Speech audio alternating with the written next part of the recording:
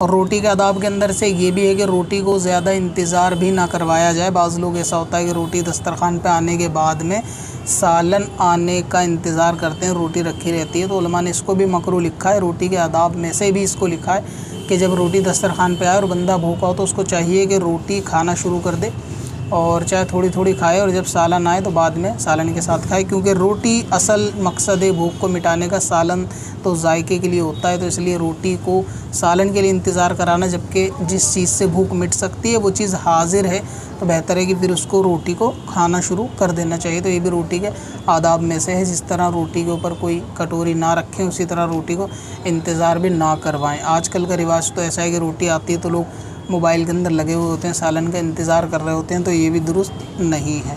اب اپنی قضا عمری نمازوں کا حساب لگانا ہوا اور بھی آسان. وزٹ کریں qazakalculator.smswarsi.com پر, اور اس کیلکولیٹر سے اپنی تمام قضا نمازوں کا حساب منٹوں میں کریں اور ڈاؤن لوڈ بھی کریں.